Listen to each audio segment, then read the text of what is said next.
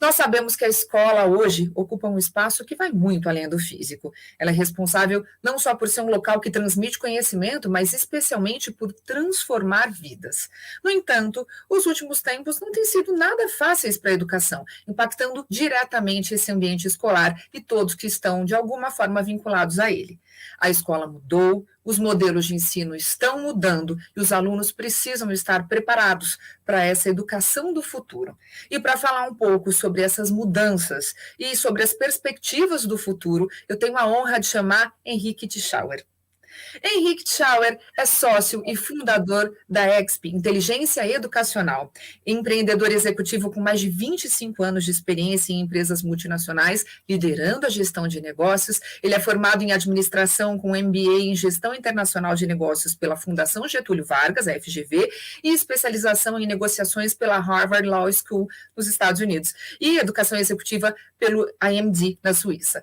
Nos últimos anos, ele vem se dedicando ao estudo da educação para o século XXI, bem como as mudanças radicais pelas quais o mundo passará nos próximos anos, e como preparar os milhões de jovens para esse futuro volátil, incerto, complexo, ambíguo e exponencial. A palestra de Henrique Tschauer tem como tema Preparando os alunos para um mundo não linear, instável e imprevisível. Fica o aviso, quem tiver qualquer dúvida ou quiser participar, fazer qualquer pergunta para o Henrique Tschauer, é só escrever aqui no chat, que no final da palestra a gente vai ter um tempo para as perguntas e respostas. Lembre-se de dizer o seu nome, o nome da instituição que você representa e o local de onde você está falando. Henrique, seja muito bem-vindo, muito obrigada, o espaço é seu. Muito obrigado, boa tarde a todos, obrigado pela apresentação, Jéssica. É um prazer estar aqui nesse primeiro evento nesse Ponte para a Educação, e eu vou direto ao tema. Vamos lá. Vocês já pararam para pensar o que mudou na nossa vida nesses últimos meses, nesses últimos anos? O que aconteceu? Como a gente não viu isso? Como é que não era previsível? Como é que, de repente, todos nos vimos numa situação que ninguém imaginava ser possível? Quem imaginava que a gente ia passar um ano dentro de casa, né, sem sair? Então, este é um mundo que nos atropelou, mas, de fato, ele não vai deixar de voltar a ser linear, previsível e estável como nós imaginávamos antes. E é sobre isso que nós vamos bater um papo hoje. Como preparar os alunos para esse mundo. Deixa eu compartilhar minha tela, tá, com vocês. Vamos lá, só para que vocês possam ter aqui acesso aos meus slides e, claro, toda a apresentação que nós vamos bater um papo hoje. Então, vamos lá. E agora? O que fazer? Então, vamos só ter uma ideia rápida do que nós estávamos falando do VUCA, né? Esse termo que surgiu na década de 90, ambiente militar americano, que traz esse volátil, incerto, complexo e ambíguo, tá? E eu adiciono o exponencial, e vocês vão entender por quê nos próximos slides. Então, assim, essa velocidade, a intensidade que as coisas mudam, ninguém imaginava que uma feira em Wuhan, né, traria um problema tão grande. Ninguém sabia onde era Wuhan há 2 anos atrás, né? Ninguém muito menos sabia muito de qualquer problema como SARS-CoV-2, né, o Covid-19, como conhecemos. E, de repente, numa velocidade gigante, nós botamos o mundo inteiro em alerta e em lockdown, situação difícil, complicada, que ninguém imaginava antes. Alta imprevisibilidade. Ninguém tem certeza. Vamos pegar o exemplo aqui da pandemia. A Europa está voltando, né? Nós esperamos que não volte, mas previsibilidade dificilmente a gente vai ter. A gente pode se preparar, né? Complexo. São muitos os fatores envolvidos. Cada vez mais nós temos complexidade de diversos fatores que entram em tomadas de decisão. Ambíguo, né? Onde temos diferentes pontos de vista. Nós vimos o debate crescer muito, né? Das certezas às vezes incertezas, mesmo com agora esse período de pandemia, né? Quantos são aqueles que tinham, não quero tratar de fake news, nada disso, mas eu tratar só da questão daquelas ideias pontuais. Vou dar um exemplo, em conversa com um parente meu que estava internado num hospital em São Paulo, Albert Einstein, em março do ano passado, o presidente Einstein, conversando com ele, né, dizia que isso é um negócio que passa em 2 semanas. Essa era a opinião na época, né? Não vai ser muito diferente disso. E não foi muito diferente. Né? Então, essas questões de ambiguidade, nós vamos ter que aprender a viver num mundo cada vez mais ambíguo. E aí eu adiciono isso, eu quero dizer que o caminho pela frente ele é desafiador. Né? Nós precisamos preparar o jovem, né? Eu digo para responder as perguntas que o Google não responde. Como eu faço um bolo de fubá, vão ter lá 50 respostas no Google, desde o forno a lenha até o micro-ondas. Como eu resolvo uma dessas questões aqui, como pandemias, mudanças climáticas, instabilidade financeira, intolerância e assim por diante, né, não tem resposta simples no Google. E é para essa realidade, esse mundo que nós precisamos preparar os nossos jovens. Tá? Como fazer isso? Eu quero lembrar do exponencial, porque aqui eu tenho um gráfico exponencial. Para quem lembra lá das aulas de matemática, né? Os gráficos, quando entram no exponencial, eles têm essa mudança abrupta aqui no crescimento da sua curva. E aqui é exatamente isso, né? Essa é a população do mundo, crescimento histórico da população, crescimento aqui, né? Vem lá de 5 milhões de anos atrás, né? Bem bastante linear, ou seja, previsível, né? Nós temos aqui uma previsibilidade do que vai acontecer, até o momento que eu chego mais ou menos na Idade Média, no período da peste bubônica. Então morre muita gente, né? E aí se encontra soluções sanitárias, se encontra soluções, começa a economia, o mundo começa a encontrar soluções para melhorar a expectativa de vida e reduzir a mortalidade, que olha o que acontece. E tem as viagens também, tem vários fatores que entram aqui nesse momento, né, transoceânicas, e olha o que acontece com a população mundial. Ela, de repente, dá um salto. Tá? Então, este salto aqui, nós vamos chegar aqui nos próximos anos, passar 8 bilhões de pessoas na Terra, isso daqui é o que a gente chama de crescimento exponencial. E qual a dificuldade? Nossa mente humana não está preparada para esse crescimento exponencial. Não para o crescimento, mas para pensar num crescimento exponencial. Nós estamos muito acostumados a falar, levou 2 horas para eu sair do ponto A para o ponto B. Logo do ponto B para o ponto A de volta vai levar 2 horas. Mas nunca passa pela minha cabeça que pode levar 2 minutos, né? Ou 200 horas. Né? A gente não tem essa capacidade, nossa mente ainda pensa no linear. E esse é um desafio que nós estamos enfrentando. Né? Então, para dar algum exemplo simples para vocês, como esse linear deixa de existir e o exponencial começa a tomar forma e avançar, eu gosto de lembrar vocês de exemplos simples. Imagino que o público deve estar mais ou menos aí próximo à minha idade. Então, assim, para chegar em 50 milhões de pessoas, o rádio levou 38 anos. A televisão já levou 13, ou seja, 1/3. A internet levou 4 anos para chegar em 50 milhões de pessoas. Mais uma vez, eu dividi por 3 aqui. Facebook levou 2. Se a gente continuar aqui pensar em Instagram ou pensar em fake news, leva 2 horas, né, para alcançar essa magnitude, esse alcance, esse volume de pessoas contactadas. Isso são crescimentos exponenciais. E essa é a velocidade que se imprime no nosso dia a dia. Não temos mais o luxo do tempo para falar, olha, fiz mudanças na minha instituição de ensino que levaram 5 anos para ser implementadas. Agora implementei, posso esperar mais 5 anos. Não vai poder. Não vai poder. Fiquem chateados comigo, já pensem em mudanças. Eu gosto de dizer que nós estamos na estabilidade dinâmica. O que significa isso? É que nem andar de bicicleta. Parou de pedalar, cai. Se não tiver rodinhas, é óbvio, é claro. Então, essa é a realidade que nós temos que conviver com ela. Tá? O Richard Willey traz um pensamento que estamos atualmente preparando os estudantes para empregos que não existem ainda, usando tecnologias que não foram inventadas para resolver problemas que ainda não conhecemos. Tá? Puxa, gente, mas como assim? Simples. 17 de cada 20 profissões que existirão em 2030, ou seja, 2030 vão afetar todos os seus alunos. Tá? Não importa onde eles estiverem em educação básica, em 2030 eles vão estar ou ainda não ingressantes na universidade, no ensino superior, ou quase saindo de lá se eles estiverem no médio, né?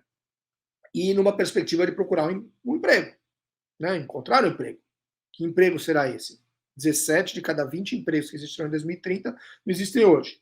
Ah, mas Henrique, isso já aconteceu no passado? Sim, olha só, isso aqui já aconteceu. Se eu pegar aqui empregos nos Estados Unidos, 1850 a 2010, tá? Eu pego os Estados Unidos porque tem rico em dados. Então, a agricultura, no começo aqui do meu gráfico, lá em 1850, fazia metade das profissões. Né? Aí ele passa a ser menos de 3% aqui em 2010, né? A área de trabalhos administrativos era pequena, serviço quase não existia, passa a ter predominância. Aí muita gente vai falar, mas Henrique, você está olhando para a base 100, né? E o pessoal que perdeu o emprego? Eu sempre gosto de trazer onde está o desafio, tem oportunidade. Então, se a gente olhar essa mesma informação com dados absolutos, né, houve aqui uma criação de empregos que estavam na hora daqueles 7 milhões, para mais de 140 milhões de empregos criados. Sim, alguém perdeu emprego? Sim. Quem não se adaptou, quem não desenvolveu novas habilidades e novas competências, de fato, perdeu o emprego.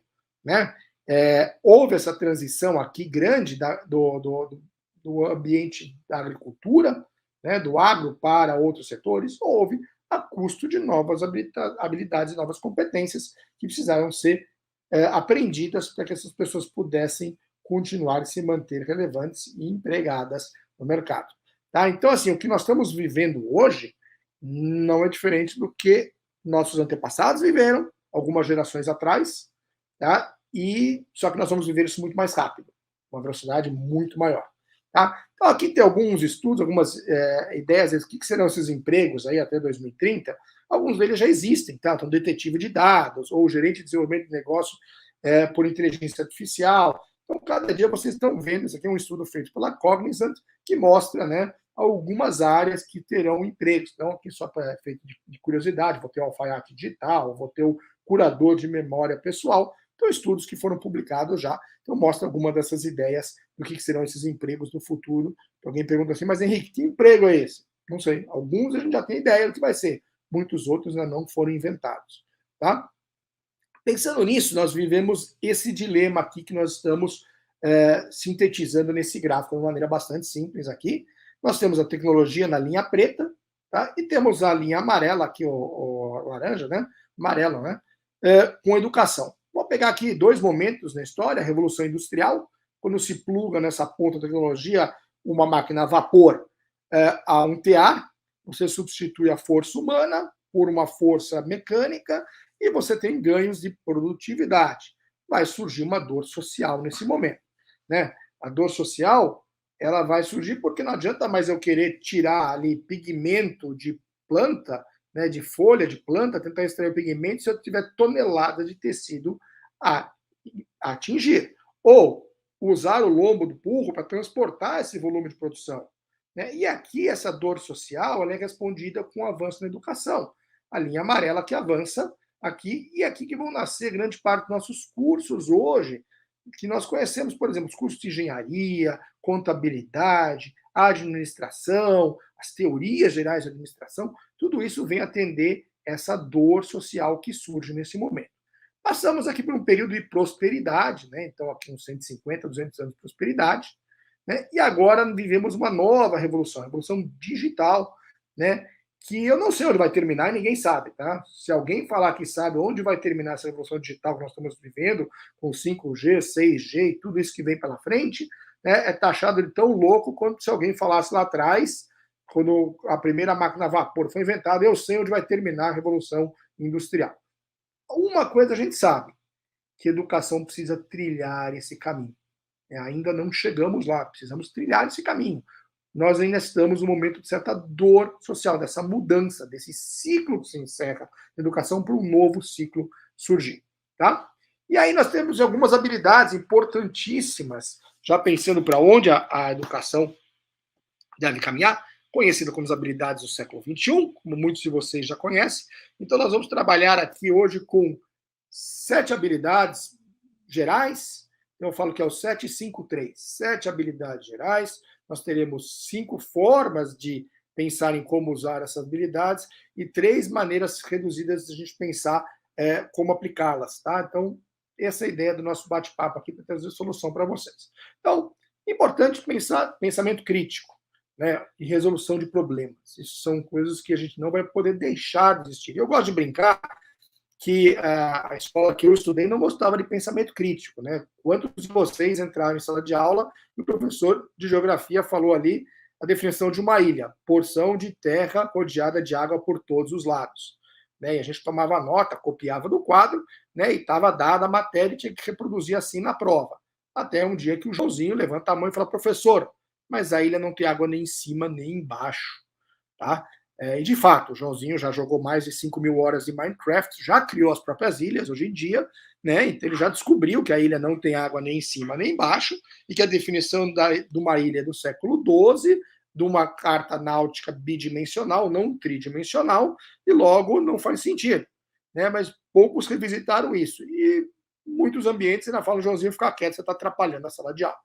Né? Depois você quer que o Joãozinho faça a diferença entre uma fake news e uma notícia verdadeira. Né? Mas como? Você aprendeu a acreditar e não questionar. Então, o pensamento crítico é importante e a resolução de problemas. Né? As empresas vão contratar pessoas que possam fazer esses dois, dar autonomia para quem está trabalhando para poder resolver problemas. Né? Isso é importante. As metas que os jovens vão ter que ter, nas empresas vão ter que trabalhar, vão ser em cima de resolução de problemas. Afinal de contas, o trabalho nada mais é do que contratar alguém para resolver um problema, se vocês imaginarem. Então, podem procurar como quiserem, mas de alguma forma um problema tem que ser resolvido. Tá? Se a gente seguir aqui, outras habilidades importantíssimas: colaboração em rede e liderar por influência. Eu gosto de dizer isso porque o ano passado foi muito pragmático, foi muito fácil a gente entender o que foi a colaboração em rede, porque nós fomos todos forçados a nos ver numa janelinha, como eu estou aqui agora com vocês. Mas é isso que acontece entre os jovens. Eles colaboram. Aquele aparelhinho chamado celular, que ele fica lá viciado segurando, por que é tão interessante? Porque está dentro do ambiente de assuntos que o jovem gosta, onde ele quer ser reconhecido por alguém que sabe ou que posta alguma coisa, então ele está criando um momento de relevância e ele está super disposto a colaborar. Isso é rede. E o importante, como é que funciona essa questão de autoridade, né? A gente fala, o jovem não respeita mais a autoridade. Ele respeita quem lidera por influência. São os grandes influenciadores digitais. Então não adianta eu estar ali na minha canoa aqui e não remar. Se eu remo forte, todo mundo rema forte comigo. Não adianta eu ficar parado ali, batendo bumbo, achando que os outros vão remar. Tá? Então, são duas questões importantes. Então, os jovens vão ter que desenvolver essa capacidade de colaboração em rede e liderar por influência, né, se eles quiserem liderar. Né? Agilidade e adaptabilidade. Né? Eu trouxe aqui a ideia do povo, porque depois que eu assisti o filme Meu Povo, Meu Professor, achei interessantíssimo, mas exatamente isso. É um animal que sobrevive a situações mais diversas, porque ele tem agilidade, né? Além de ser um dos animais mais inteligentes do universo, tá? É impressionante, e ele tem a capacidade de habilidade, de adaptabilidade. Então, ele consegue mudar de cor, ele consegue se adequar a qualquer ambiente, ele usa conchas para criar uma armadura para se proteger. Ele, inclusive, se tiver um dos tentáculos, né, extirpados por um tubarão que come os tentáculos, que é um dos predadores dele, o tentáculo se regenera. Né? Então, assim, essa capacidade é impressionante do povo. E é isso que nós precisamos. Nós vamos viver num mundo em constante mudança. Se tem uma coisa que não vai deixar de mudar, vai ser a mudança. A mudança vai ser constante. Tá? Aí nós precisamos pensar em iniciativa e empreendedorismo. Tá? Então, os jovens têm que ser empreendedores, eles têm que ser o empreendedorismo, empreender em mim mesmo, empreender nas minhas ideias. O empreender não significa somente querer montar uma próxima startup no Vale do Silício, pode ser, mas o empreendedorismo passa pelo empreendedorismo. Né? O que eu quero empreender no meu sonho? Eu preciso ter essa capacidade, dessa iniciativa, não esperar que alguém me diga o que fazer. Né? E como é que eu faço isso? Nós vamos ver na frente, vamos conversar na frente como é que a gente instiga os jovens a fazer isso. Tá? Comunicação efetiva. Uma das grandes dificuldades que existem hoje é ter jovens que conseguem se comunicar de maneira efetiva. E a comunicação não é o que ele fala, o que ele escreve somente. É a linha de raciocínio. O grande problema é como esse jovem está estruturando o seu raciocínio. Sua forma argumentativa, como ele busca referências e dados para que ele possa argumentar baseado em dados e não simplesmente ideias soltas no ar.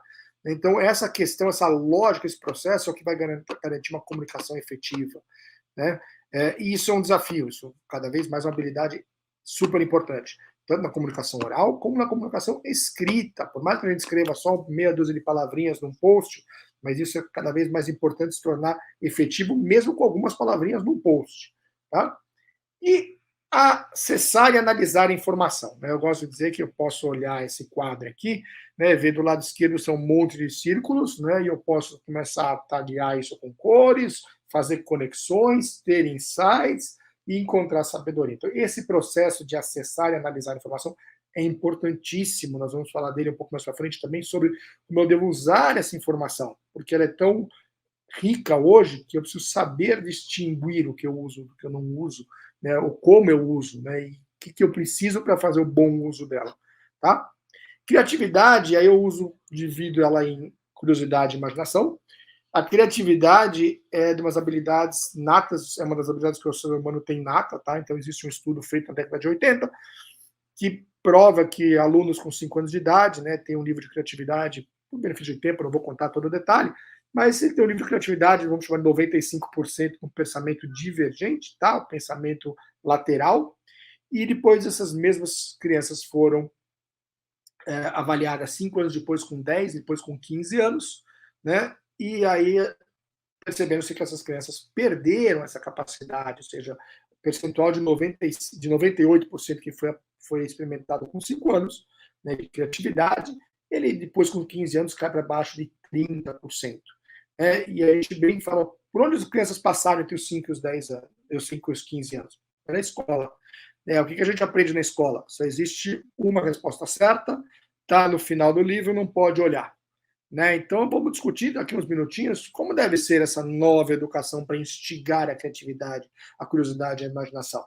Eu não posso aceitar que eu só tenho uma resposta certa. Né?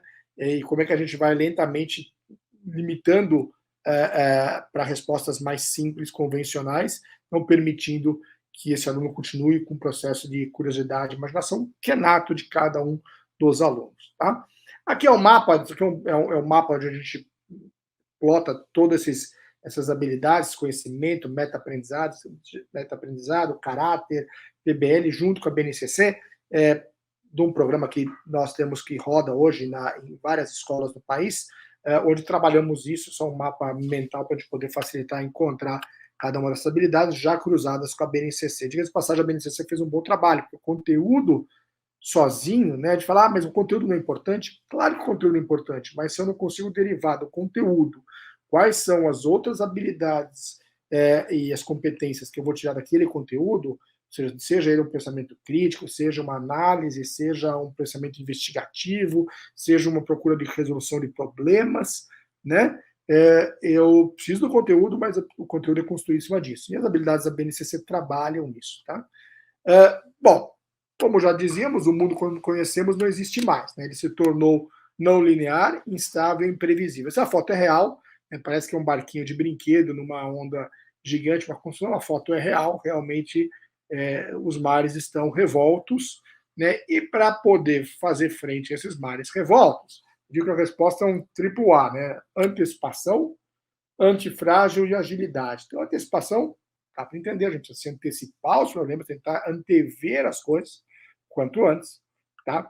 Antifrágil é um conceito nascido por Nassim Taleb, ele escreveu um livro chamado Antifrágil, que, resumidamente, aqui para vocês, onde se tem a fragilidade é onde eu desenvolvo a maior força para vencê-la. Né? Então, nós vamos pensar numa pessoa que tem algum tipo de limitação, né? E qualquer que seja. Você imagina quais são as outras habilidades que uma pessoa com limitação desenvolve para superar aquela limitação. Né? Então, se a gente vê os Jogos Paralímpicos, é impressionante o que as pessoas fazem. Né? E as limitações não os deixam menos esportistas, menos competitivos, inclusive os deixam mais fortes, mais resilientes a uma situação, que seria o conceito do antifrágil, tá? E agilidade, ou seja, essa capacidade de agir e de responder e de adaptar e de mudar de rota, mudar de curso, porque aquela previsibilidade acabou. Então, eu não posso ser mais tão previsível, porque eu tenho que ser também imprevisível. Tá? E aí, se a gente analisa a sociedade como um todo, né, eu gosto do Roger Spitz, é um cara interessantíssimo para ler os livros dele, ele tem essa passagem que eu gostaria de ler para vocês, que ele diz: como sociedade devemos adaptar totalmente o sistema de ensino, priorizando a experimentação e a descoberta, incutindo a curiosidade e o conforto com a incerteza, começando no playground e depois estendendo-se às nossas salas de reuniões, no caso, mercado de trabalho. Se não melhorarmos nossas habilidades de evoluir em um mundo não linear, poderemos descobrir que a tomada de decisão humana é deixada de lado por algoritmos à medida que somos surpreendidos pela complexidade crescente, enquanto as máquinas aprendem gradualmente a subir na cadeia de valor de decisão. Então, cada vez mais as máquinas vão repor os trabalhos que são mecânicos, repetitivos e que demandam pouca capacidade humana. Né? Quais são as principais inteligências humanas que as máquinas não vão poder reproduzir? Criatividade é uma delas. Né? Então, adaptabilidade, agilidade, tudo que nós estamos falando são habilidades essencialmente humanas, né? E que as máquinas não irão substituir. Muitas das outras serão substituídas, como a máquina a vapor substituiu o esforço braçal de muita gente há séculos atrás. Tá? E aí eu gosto de dizer um pouco da solução. Estamos falando das 7 habilidades, né, principais, vamos falar agora das 5 ações que nós podemos tomar visando esse mundo novo. Então, primeiro ponto, eu digo, comece o quanto antes possível. Eu brinco de comece no playground, né, e dar a essas crianças da primeira infância a capacidade de agir ou escolher que ação tomar.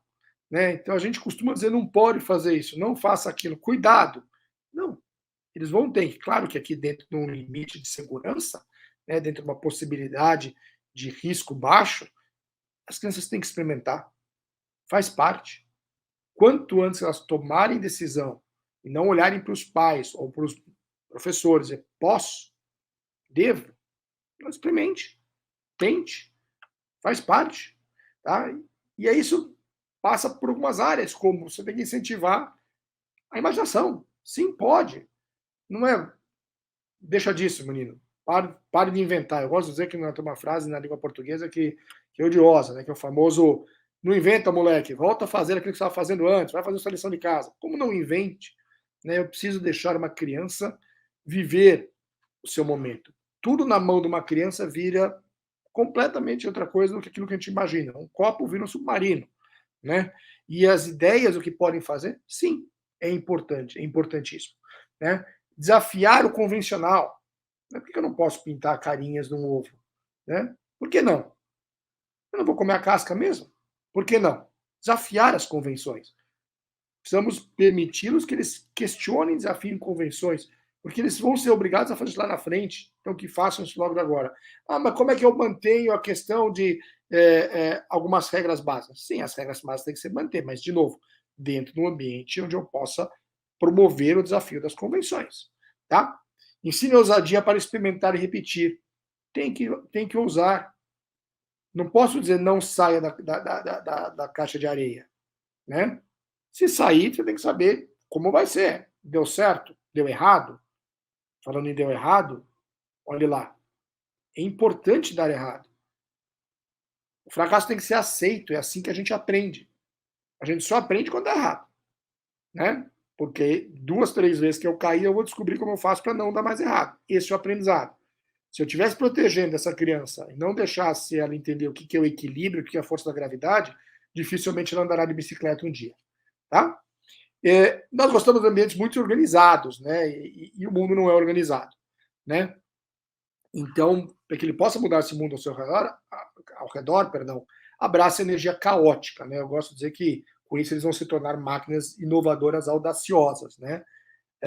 Se quiser buscar inovação, incentive o seu filho ou seus alunos a vivenciar o caos, de novo no ambiente controlado. Né? Se você pegar uma criança e falar, você não pode se sujar, cuidado, lava a mão, não põe o dedo aí, vamos limpar, cuidar da camiseta, cuidar do chão, vai pingar, vai manchar, é a primeira coisa que você mata qualquer incentivo dele buscar fazer o diferente. Ele vai ficar sempre com medo de, puxa, eu estou sujando, estou molhando, estou fazendo alguma coisa diferente. E o caos nessa idade é super importante. Tá?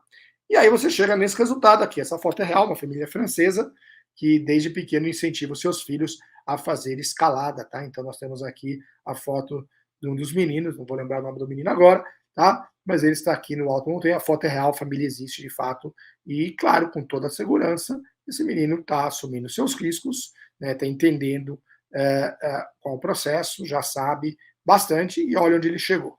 Tá? E aí eu começo algumas questões que são importantes para a educação, reformula a educação em torno de inadequações. E aí deixa eu voltar aqui para cá.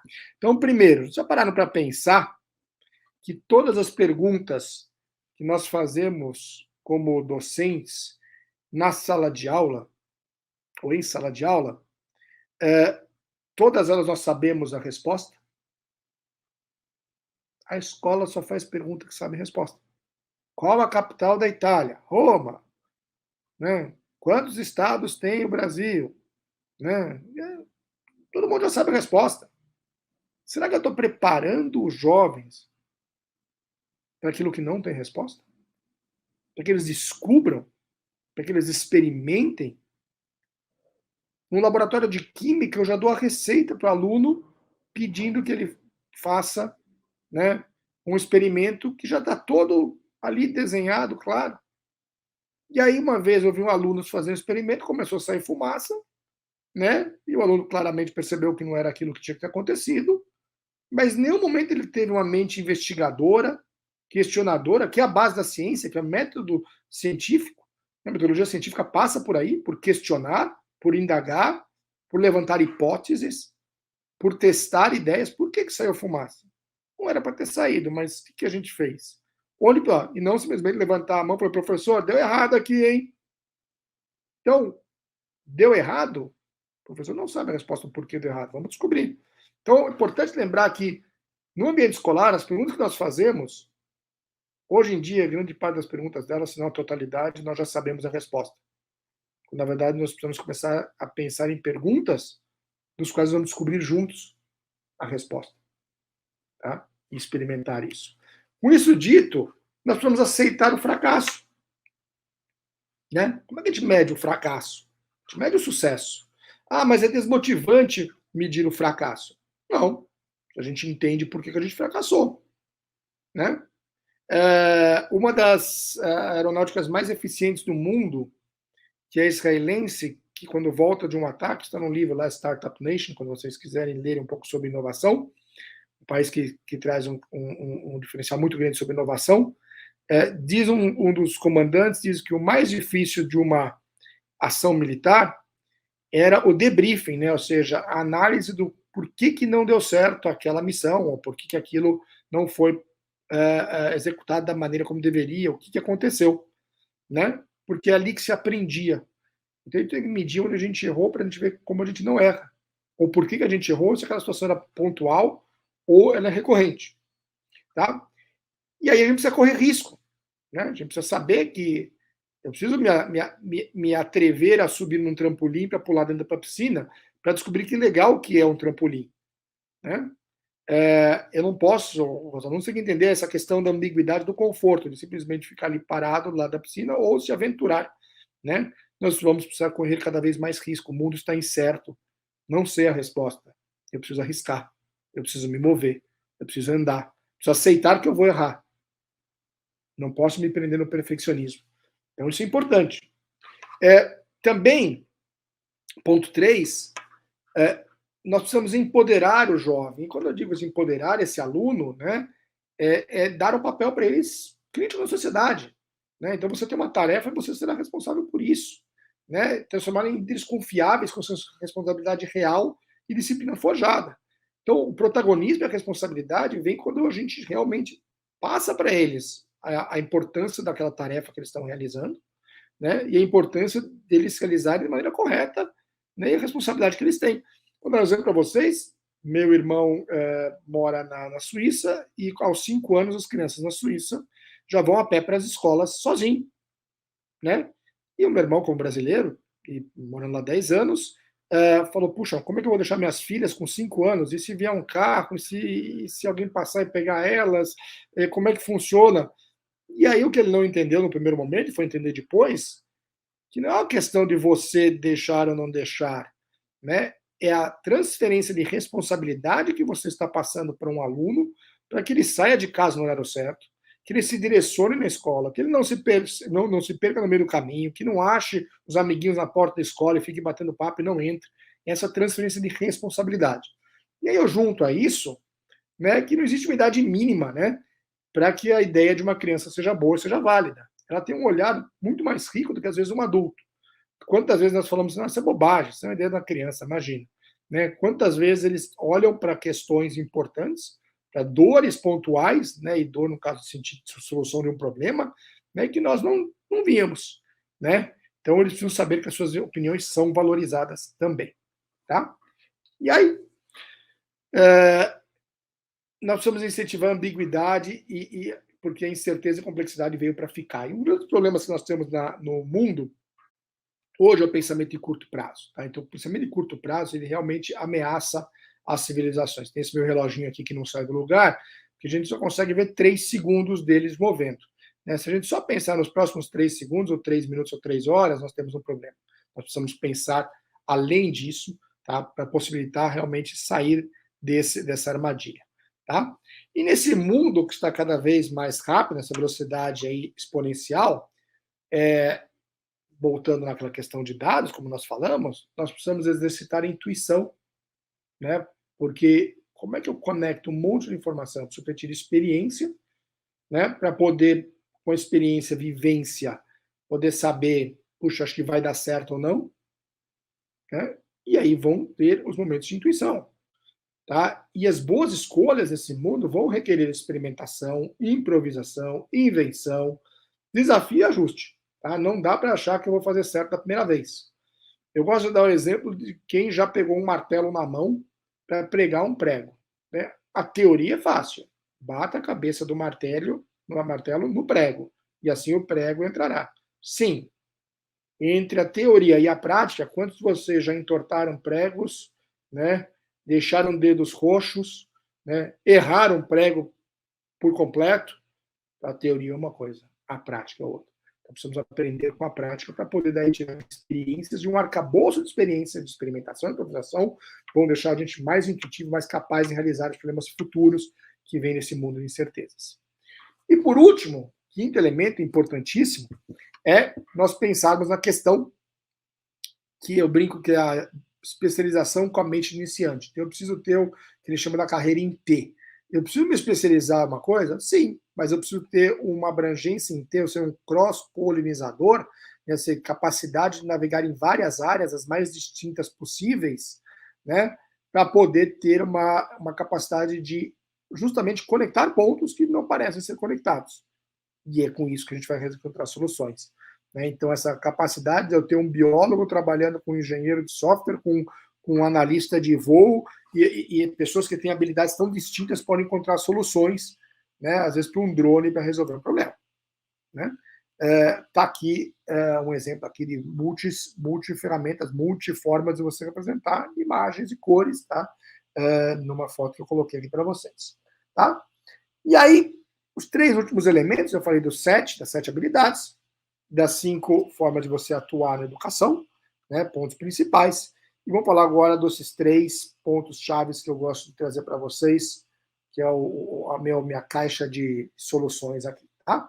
Então, primeiro nós temos que ter o mindset, né, a mentalidade. Né? Se eu quiser escalar, de novo, aquela família francesa, cadê os irmãos mais velhos daquela criança que vocês viram antes? Então, primeiro é o seguinte, eu preciso da mentalidade. Eu preciso querer subir até o cume da montanha, eu preciso ter aquela mentalidade que eu vou conseguir, que vai dar certo. Se eu pensar que lá em cima é frio, que venta, que não é difícil, que eu vou cansar, é melhor nem sair do sofá. Então, essa mentalidade é importante, que é o que nos desafia, que nos leva de uma área de nenhum interesse para um pouco de interesse, para um pequeno engajamento, e eu vou evoluindo nessa escada, né, para conseguir chegar nesse momento onde eu vou alcançar o meu objetivo. Segundo ponto, eu preciso de habilidades, certo? Então, aquelas 7 habilidades que nós conversamos, eu preciso ter habilidades que me permitam. Não adianta eu querer escalar o Everest se eu nunca nem fui numa parede escalada, se eu não sei qual é a técnica necessária, como eu me porto, como eu resolvo essas questões num processo de escalada. Né? E, por último, né, o que a gente chama de ferramentas, é o toolset, né? Então, o skill set e o toolset, né? Elas são que ferramentas são necessárias. Muitas vezes as pessoas focam nas ferramentas. Né? Muitas vezes falam, eu preciso de uma ferramenta assim, assim, assado. Peraí, mas se eu não tenho a mentalidade, não tenho as habilidades, não é as ferramentas que vão resolver o problema. Eu gosto de dar exemplo para vocês, profissões hoje, esse domingo, 2 dias atrás, eu sou de São Paulo, então já me denuncio aqui como leitor do jornal Estado de São Paulo. O Estado de São Paulo trouxe na sua capa uma matéria dizendo os hackers do bem. E eu fui ler a matéria, interessante, existe uma profissão, claro, que não deve ser regulada no Ministério do Trabalho, certamente não, como tantas outras que não, mas são pessoas que são pagas por empresas, e muito bem pagas, para encontrar problemas nos seus sistemas, né, de dados, ou qualquer que seja o sistema digital ou de rede que eles têm. Tá? E, pasme, se você olhar, eles reportaram dois jovens, um começou com 12 anos, hoje ele tem 16, e o outro começou também por volta dessa idade, mas já tem 25, 26 anos, já um pouco mais avançado no processo. Tá? Então, quando eles decidiram ser um hacker do bem, aquele que vai ajudar as empresas a encontrarem as falhas no sistema e receber dinheiro por isso, tá? Não tinha um curso, venha ser um hacker do bem. Não tinha um ferramental, olha, aqui você precisa de um computador assim, assim, assado. Mas eles tiveram a mentalidade de tentar encontrar os problemas, né, e o desafio, o desejo, o engajamento para resolver isso e correr atrás do restante. Então, todos eles são autodidatas. Todos eles foram fuçando em muito tempo de leitura, encontrar textos, encontrar pessoas que foram influenciadores digitais para eles, que pudessem dar ajuda nesse processo, e chegaram lá. Né? Então, não esperaram criar nem as ferramentas, nem as habilidades estarem prontas num curso, para poder se desenvolver, porque a mentalidade estava lá. Essa é a importância da mentalidade. E como é que nós trazemos uma mentalidade? Primeiro, temos uma bússola, né? Precisamos ter um norte. Precisamos entender que cada jovem, cada aluno tem uma área de interesse. Tem alguma coisa que ele gostaria de fazer. Né? Por mais que ele responda para você, não tenho interesse em nada, mas ali o Instagram dele deve ter alguma área de interesse. O ambiente digital que ele troca informações, com certeza diz muito mais sobre o interesse dele do que ele faz em sala de aula. Né? Então, ele tem um interesse. Essa área de interesse que vai garantir para ele esse norte, essa mentalidade. Segundo ponto, nós temos ali as habilidades do século XXI, né, que é extremamente importante. Tá? E, por último, as ferramentas. A gente pode ter 1 milhão de ferramentas no mundo, mas eu gosto de usar essa frase, essa binômio, aqui no caso da grande visão e pequenos passos. Né? Quantas vezes a gente se perde em excessos de ferramentas, né, sem conseguir produzir nada. Então, onde eu quero chegar é a primeira grande pergunta. Que problema eu tenho para resolver? O que eu preciso realmente conquistar? Tá bom, agora como eu quebro isso em pequenos passos? Passos acionáveis, o que eu posso fazer hoje, o que eu posso fazer amanhã, o que eu preciso para fazer agora. Né? Então, se eu nunca escalei uma montanha de 8.000 metros, eu não preciso pensar num tanque de oxigênio. Deixa eu começar a escalar a parede de escalada e começar com o mínimo possível, eu começar a aprender a subir passo a passo, né? E não me preocupar o que eu vou usar no pico do Everest. Né? Então, muitas vezes a gente se perde nisso. Então, esses são os 3 pontos que eu acho que são importantes para a gente ter. E dizer a vocês que, como instituição de ensino, vocês têm um potencial enorme para desenvolver nos alunos de vocês essa mentalidade, com as habilidades corretas e as ferramentas que vocês vão prover a eles, ou vão dar capacidade de eles escolherem, para criar um valor inestimável para a sociedade. E esse valor para a sociedade garante o futuro desses jovens, nesse mundo incerto, volátil, complexo, ambíguo, exponencial, não linear, não previsível, né? Vai depender justamente desses 3 elementos aqui, da mentalidade deles, das habilidades e de que ferramentas eles vão ter para poder desenvolver isso. E vocês têm um potencial para desenvolver isso nos alunos de vocês, que é inestimável. E é um valor gigante que vocês podem criar para a sociedade de vocês, para a nossa sociedade, para o nosso mundo. Com isso, eu agradeço, deixando a visão aqui de alguém que ousou, que juntou conhecimentos distintos, que saiu do convencional, que está vendo o mundo de um outro ponto de vista. Felix Baumgartner fez isso. Ele e uma equipe gigante de pessoas que o apoiou. Ele é só a ponta do iceberg, saltando aqui do seu paraquedas, né, que foi içado por um balão numa cápsula espacial. Ele pula ali a estratosfera e tem uma queda livre recorde. Inclusive na descida dele ele desmaia, mas depois ele recupera, mas dá tudo certo, fiquem tranquilos. Mas só a audácia dele fazer isso né, já o destaca como uma pessoa incrível. E esse é o mundo, essas são as barreiras, esses são os limites.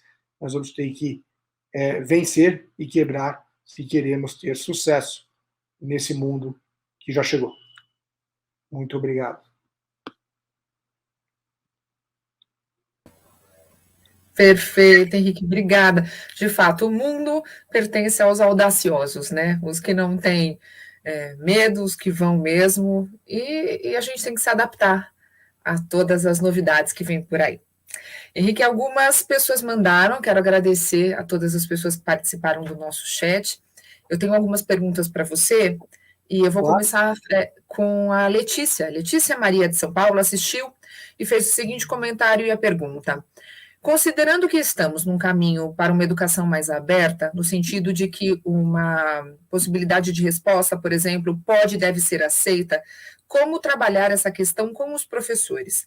Como eu posso treinar meu corpo docente para se manter em constante inovação para atender o mercado, sendo que eles estão cansados dessas últimas mudanças? É uma boa pergunta. Obrigado, Letícia, pela pergunta. De fato, né, a gente sabe que hoje o professor passou por esse período muito abrupto de mudança, com uma capacitação forte, e eu digo muitas delas em tecnologia. Né? Ele teve que se reinventar, mas eu quero lembrar a vocês que a função do professor continua sendo como um emissor, né, muitos delas. Eu gosto de dizer, por que não aproveitar esse momento da mudança tecnológica e repensar a minha prática pedagógica? Por que não mudar, de vez eu passar, como foi o ano passado, né, o final de semana inteiro gravando 40 horas de vídeos que eram consumidos como água pelos alunos, para trazer uma proposição para o aluno, e o aluno começa a produzir conteúdo original. Né? Por que trazer uma resposta para o aluno, ou eu espero que o aluno chegue à resposta, ao invés dele deduzir a resposta? Vou dar o exemplo lá do Joãozinho voltando à nossa ilha. Né? De vez eu falar para o Joãozinho, não, Joãozinho, fica quieto, só está atrapalhando a minha aula, eu posso dizer, pessoal, vocês escutaram a ideia do Joãozinho? Joãozinho, por favor, fale de novo. Né? Professor, mas a ilha não tem água nem em cima nem embaixo. Gente, então tá bom, vamos fazer o seguinte, eu dou 3 minutos para vocês sentarem em duplas ou em trios, aí vai depender do tamanho da sala, né, e vocês vão ter 3 minutos para escrever a definição de uma ilha. Né? De vez de eu ficar debatendo com o Joãozinho, sei lá, tem água em cima ou tem água embaixo, eu inverto o processo. Eu trago o aluno para desenvolver a definição de uma ilha. E a gente sabe que em sala de aula, por exemplo, se eu falo para o Joãozinho, você tem 5 minutos, vira um caos, eu como professor vou chegar lá e falar assim, gente, terminou o tempo. Aí o que a gente escuta? Calma aí, professor, peraí, dá mais 1 minuto, não terminei ainda. Então, eu tenho que fazer o microgerenciamento do tempo. Gente, vocês têm 5 minutos. Então, vocês vão se juntar em grupos de 3, vocês vão ter 3 minutos para fazer o brainstorm, as livres ideias, cada um vai escrevendo o que acha, 1 minuto para sintetizar e 1 minuto para escrever, para debater, e 1 minuto para sintetizar na fase final o que vocês definem como uma ilha. E já escolham quem do grupo vai vir aqui apresentar. Porque senão, quando termina, vai ser, não, vai você, João, não vou, eu não, vai você, Pedro, não, Maria, vai você. Eu já fui a última vez, então já escolhem de antecedência quem vai apresentar. Então você gerencia isso, você inverte o processo. E o aprendizado deles vai ser muito mais significativo. Porque é fácil desafiar o professor e dizer, imagina, professor, a ilha não tem a água nem em cima nem embaixo. Agora, sentar e passar por um processo de pensamento crítico, reflexivo, criar uma definição, em concordância com os demais do seu grupo, para depois uma concordância com o grupo mais estendido da sala de aula, isso é um aprendizado significativo. E certamente não vai ser necessário o aluno ficar decorando para a prova para reproduzir exatamente com aquela fala. É uma mudança de mentalidade, tá? Eu diria que é mais por aí. E eu tenho vários exemplos de várias escolas que a gente tem trabalhado com programas com essa proposta. Perfeito, obrigada. Vamos lá, Juliana Jeremias, de Goiânia, mandou. Está tão difícil lidar com essa nova geração, porque eles mudam a todo momento e têm perfis muito diferentes.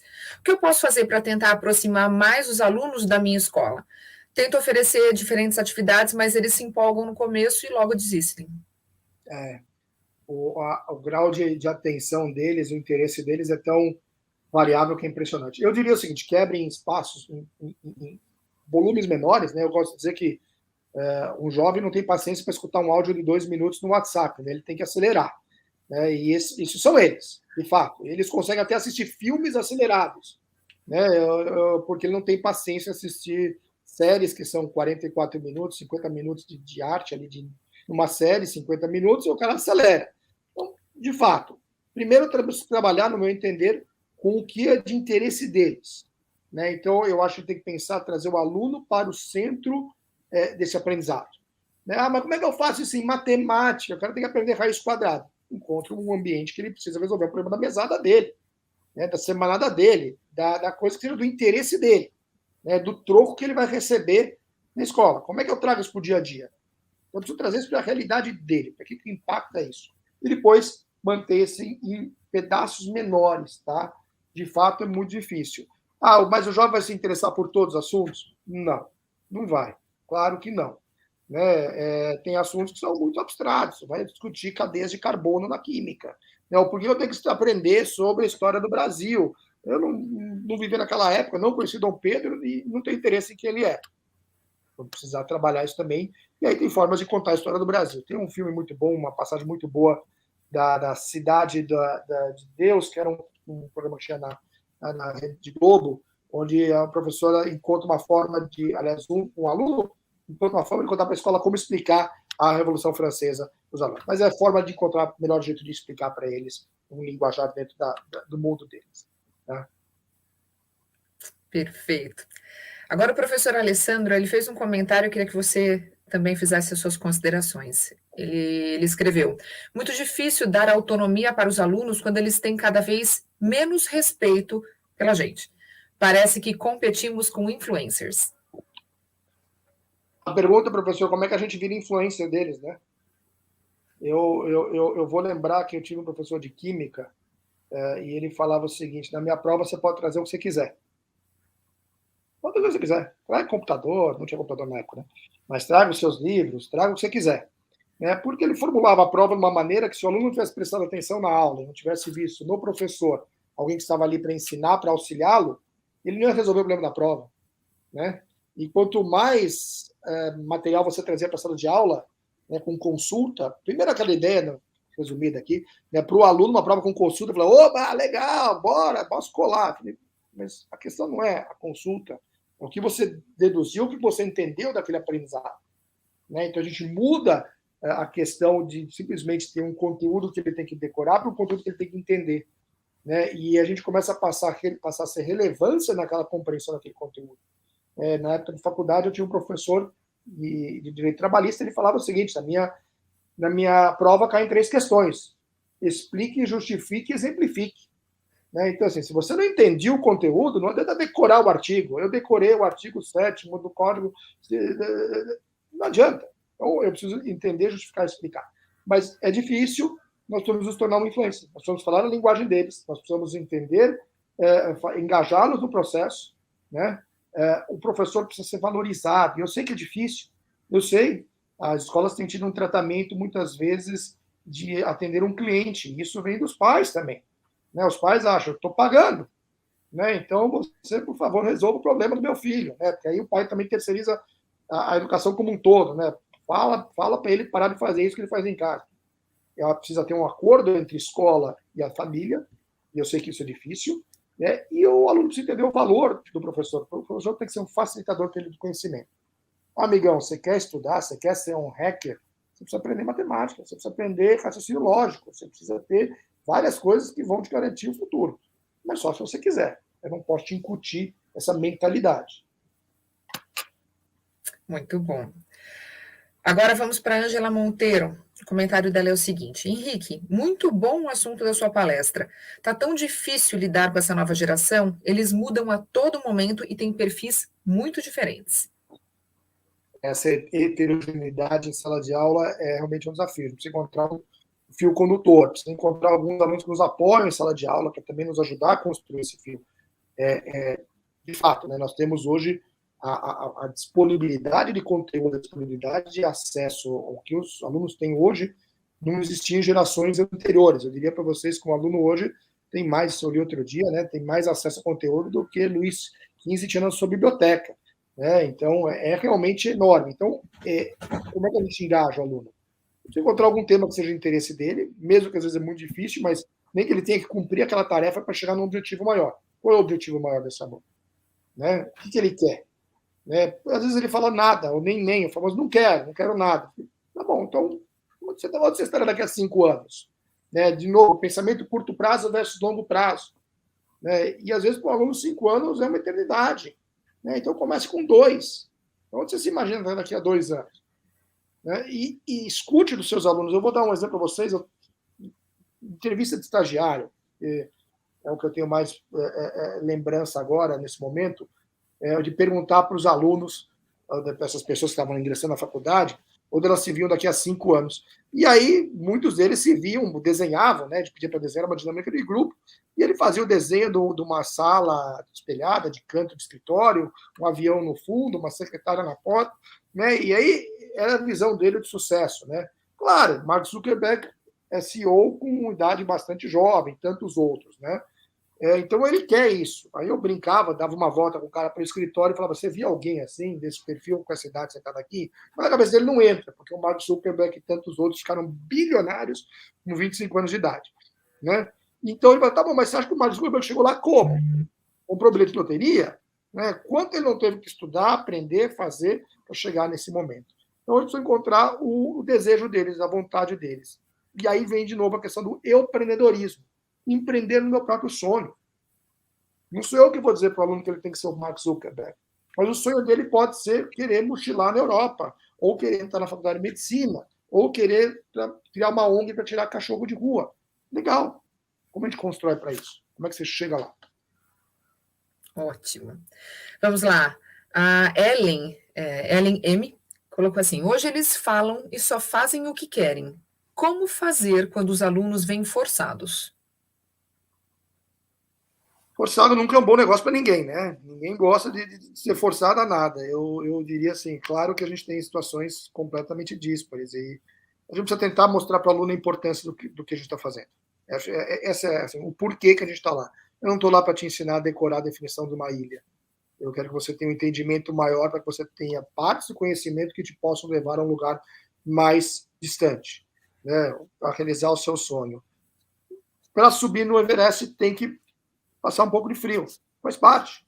Né? Você não quer escalar o Everest, tudo bem, mas se você quiser chegar lá, tem que passar um pouco de frio. E é a parte da vida. Eu acho que é difícil. Eu sei que eles estão um pouco acostumados com o desconforto. Né? Tudo tão fácil. Né? Não precisa nem levantar do sofá para alcançar o que quiser. O celular traz tudo para eles. Mas o mundo não é feito de celulares. Né? E eu sei que eles imaginam que o mundo seja. Mas há um trabalho que tem que ser realizado. Eu gosto de dizer que o trabalho não pode ser pelo dinheiro. Tá? Eu tenho um filho pequeno e quando eu falo para o meu filho que eu tenho que sair para trabalhar, eu nunca falo para ele que eu vou sair para ganhar dinheiro. Eu vou sair para trabalhar, para ajudar pessoas, a melhorar a educação. Então, o propósito maior não pode ser só o dinheiro. Né? Porque senão, meu pai já tem dinheiro. Ou, se eu ganhar a loteria, não preciso fazer mais nada. Eu tenho que ter um propósito maior além do dinheiro. Perfeito. E o nosso último comentário vem do Lawrence Gomes.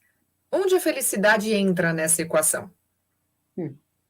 Lawrence, eu vou trazer um desenho gráfico, tá? Onde a gente encontra a perfeição, tá? Onde eu tenho minhas melhores habilidades, aquelas que eu performo melhor, com aquelas que eu mais me realizo, né? Ou seja, o que eu mais gosto de fazer, com o que eu melhor performo, eu vou encontrar um ponto ali mágico, e esse vai atender cada vez mais a minha mentalidade, meu mindset, né?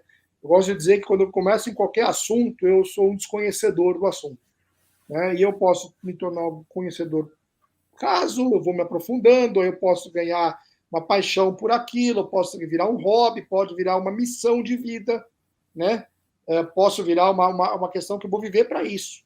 Né? O Uri Levin, que é o fundador da Waze, que todo mundo já usou o Waze aí de navegação, foi vendido para a Google depois, ele fala uma coisa interessante: não se apaixone pela solução, se apaixone pelo problema.